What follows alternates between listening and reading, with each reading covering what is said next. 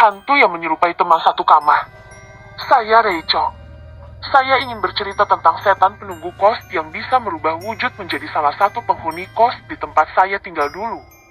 Sekitar tahun 2000 sampai 2001 sudah lupa. Saya tinggal di kos dekat kampus. Saya gambarkan dulu ya kondisi kos saya yang dulu. Bangunan kos ini sudah lama, lembab, dan kotor. Tempat yang disukai makhluk halus. Tapi karena dekat sekali dengan kampus, dan saat itu saya belum punya kendaraan pribadi, maka saya tetap memilih untuk tinggal di situ. Total kamar kos ada 27 kamar, tiap 2 kamar mendapat 1 kamar mandi bersama. Kamar genap berhadapan dengan kamar ganjil. Saat itu saya menempati kamar nomor 7 bersama dengan 1 orang teman, 1 kamar untuk 2 orang. Ukuran kamar 5 kali 6 meter bernama Maya. Kejadiannya seperti ini. Selasa malam, sepulang dari kuliah, saya menemukan Maya sedang menonton TV sendirian di ruang tengah, letak TV tepat di depan pintu kamar kami. Kos saat itu lengang. Saya tanya dia, kemana yang lain? Dia jawab tidak tahu. Akhirnya saya masuk kamar dan mengganti baju. Sampai jam 10:30 malam saya dengar TV masih nyala. Saya intip dari jendela kamar yang menghadap ke ruang tengah. Ternyata Maya masih menonton TV sendirian. Karena saya sudah mengantuk, saya bicara dari pintu kamar ke Maya kalau saya mau tidur duluan. Teman saya hanya menjawab iya tanpa menolehkan kepalanya. Malam itu, saya tiba-tiba terbangun. Pandangan mata saya langsung tertuju ke jam di atas meja belajar di sudut kamar. Saat itu, jam 2:50 pagi. Lalu pandangan mata saya beralih ke arah tempat tidur Maya yang ada di samping saya. Saat itu, Maya tiduran sambil berselimut kain jarik atau kain corak batik dari ujung kaki hingga hampir menutupi leher. Posisi tidur terlentang dengan tatapan mata kosong ke langit-langit kamar. Saya bingung menyaksikannya. Lalu saya duduk di tepi kasur dan bertanya, "Ada apa?" Dia menoleh sekilas dan menggelengkan kepala. Setelah itu, membalikkan badannya membelakangi saya. Saya tidak habis pikir, apakah saya bikin salah dengan dia? Atau dia sedang sakit? Atau ada masalah? Akhirnya saya kembali tidur, mengingat akan ada kuliah jam 7 pagi. Jam 5,3 alarm jam saya bunyi. Saya terbangun dan terkejut karena melihat kasur teman saya sudah rapi. Aneh, pikir saya. Saya sentuh kasurnya ternyata dingin, seperti tidak ada yang menggunakan semalam. Namun saya masih mencoba untuk tidak berpikir macam-macam. Saat saya hendak keluar, ternyata pintu kamar terkunci. Kami memang diberikan kunci masing-masing oleh pemilik kos, tapi semalam kamar memang tidak saya kunci karena saat itu Maya masih menonton TV. Kenapa sekarang terkunci? Apa saya lupa atau... lebih baik saya kesampingkan pikiran aneh. Saya pun berangkat ke kampus. Sepulang dari kampus, saya melihat teman saya Maya sedang membaca majalah di kursi ruang tengah. Lalu saya tanya, "Tadi pagi kenapa sikapmu aneh? Bukannya tidur malah lihat ke atap. Terus pagi-pagi udah kabur dari kamar. Emang kamu kemana? Kamu marah sama aku?" Maya hanya bengong dengan pertanyaan saya. Dia cuma menjawab, "Aku dari semalam tidur di kamarnya Ama. Kamar aku kunci dari luar karena kamu lupa kunci pintu. Emma takut tidur sendirian, jadi aku temani." Emang ada apa sih? Kok pertanyaanmu aneh banget? Giliran saya yang bengong.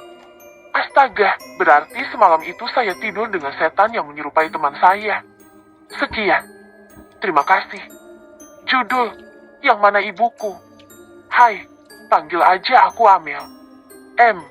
Ini beberapa pengalamanku waktu kecil yang selalu kuingat karena serem. Dan ini benar apa adanya. Hehehe. Oh ya, ini pertama kalinya aku mencoba menulis di sini. Mohon bantuannya. Kata guruku, seseorang pasti memiliki kesempatan minimal 2 kali untuk melihat makhluk halus yang biasanya sama. Entah benar apa enggak, aku juga enggak begitu tahu. Tapi, menurutku, sih, benar kan aku alami sendiri.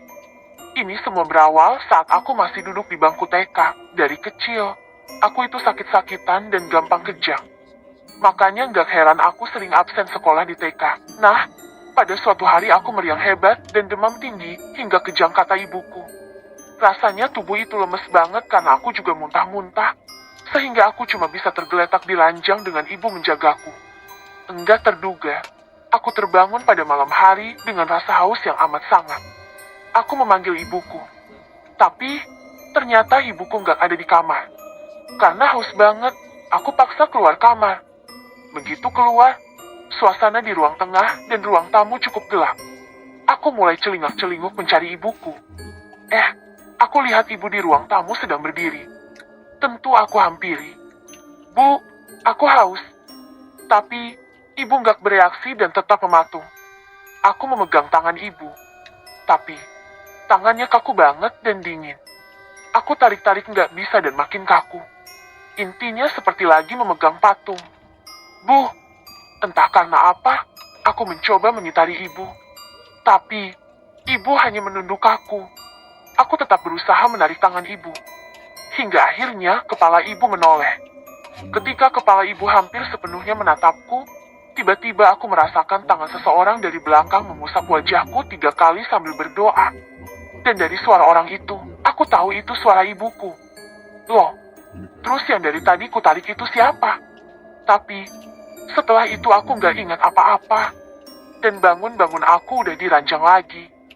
Aku tanya ibuku soal itu. Ibu hanya bilang kalau aku hanya mimpi. Karena aku anak penurut, ya aku diam aja. Nah, sekarang pengalaman keduanya ketika aku SD kelas kelima.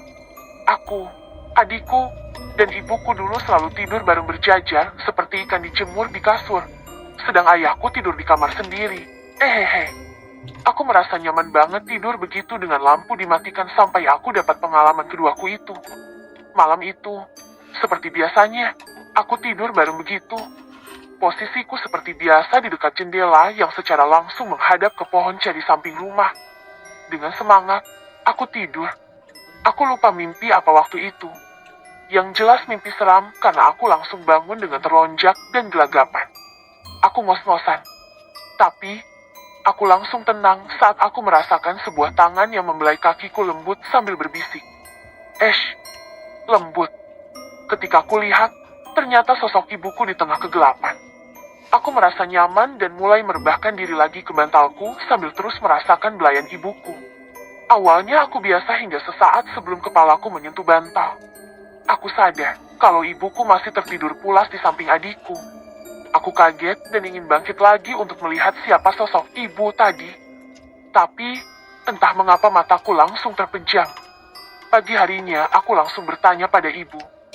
Bu, tadi malam ibu apa bangun? Ibuku menatap bingung. Enggak, tadi malam ibu capek banget. Jadinya tidur nyenyak sampai pagi. Kenapa? Enggak. Aku beristighfar dalam hati. Ya ampun, kok berwujud sama seperti saat aku masih TK. Dan pada malam berikutnya, aku yakin kalau melihat ada ular besar melingkar di dahan pohon ceri. Padahal pada saat esoknya diperiksa, nggak ada tanda-tanda tadi malam dilingkari ular. Semenjak itu, aku selalu tidur dengan memaksa lampu menyala. Itu terus kulakukan sampai sekarang aku tidur di kamar sendiri dengan adikku. Sebab, aku nggak akan tahu apa yang akan terjadi.